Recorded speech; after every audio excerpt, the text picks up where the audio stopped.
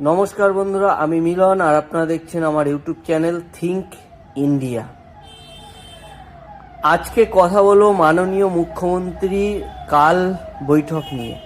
কালকে মাননীয় মুখ্যমন্ত্রী বৈঠক করার পরে প্রেস কনফারেন্স করে ডিটেলসে অন্নপূর্ণা সম্বন্ধে আপনাদেরকে জানিয়েছে। কেন লেট হচ্ছে, কী কারণে লেট হচ্ছে, কি হয়েছিল আগে, এখন কি হচ্ছে, বিস্তৃত আপনাদেরকে জানিয়েছে। যারা প্রেস কনফারেন্সটা দেখেননি তাদের আমি সংক্ষেপে বলে দিচ্ছি, শুনে নেন। প্রথমে যখন বিজেপি ক্ষমতায় আসেনি ঠিক তখন কি হয়েছিল, তখন বিজেপি বলেছিল জুন মাসের মধ্যে ক্ষমতায় এলে টাকা দিয়ে দেবে। বিজেপির কথা রাখার জন্য 28 লক্ষ দিদি বোন মাকে অন্নপূর্ণা যোজনার টাকা দিয়েছে।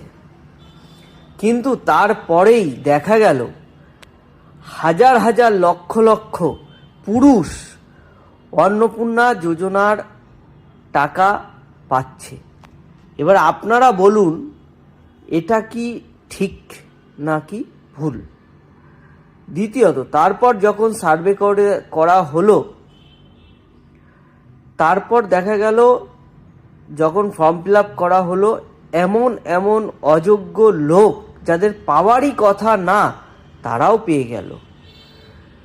এটা কিসের জন্য হলো সেটা একবার ভাবুন। ক্ষমতায় 15 বছর ধরে টিএমসি সরকার ছিল, জালিয়াতির সরকার ছিল, চোরের সরকার ছিল।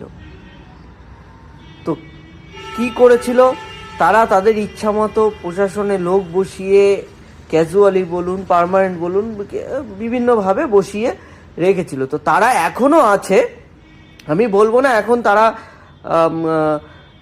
হয়ে গেছে, চলে গেছে, বা তারা ধোয়া তুলসী পাতা হয়ে গেছে, সেটা বলবো না। এখনও আছে, তারা এখনও সেই জিনিসটাই করে যাচ্ছে। তো তাদেরকে মাননীয় মুখ্যমন্ত্রী সাবধান করেছে। তারপরে বাড়ি বাড়ি একটা সার্ভের ব্যাপার এসছিল, সেটাও করা হয়েছে। মাননীয় মুখ্যমন্ত্রী এটাও বলেননি যে বাড়ি সার্ভে করা মানেই 100% ফেয়ার হয়ে গেছে। সেখানে আরেকটা পোর্টালের ব্যবস্থা করা হচ্ছে, সেটাতে অভিযোগ পোর্টাল, যেটাতে আপনি আপনার পাড়ায় কার পাওয়ার যোগ্য সে হয়তো পাচ্ছে না, সেখানে অ্যাপ্লাই করতে পারবেন, বা কার পাওয়ার যোগ্য না সেও পেয়ে যাচ্ছে, সেটার জন্য আপনি কমপ্লেন করতে পারবেন। তাই সবাইকে বলবো, কোনো গুজবে কান দেবেন না, চারিদিকে চোখ কান খোলা রাখুন। এখন নেটের যুগ, মোবাইল খুললেই বিস্তৃত ডিটেলস পেয়ে যাচ্ছেন।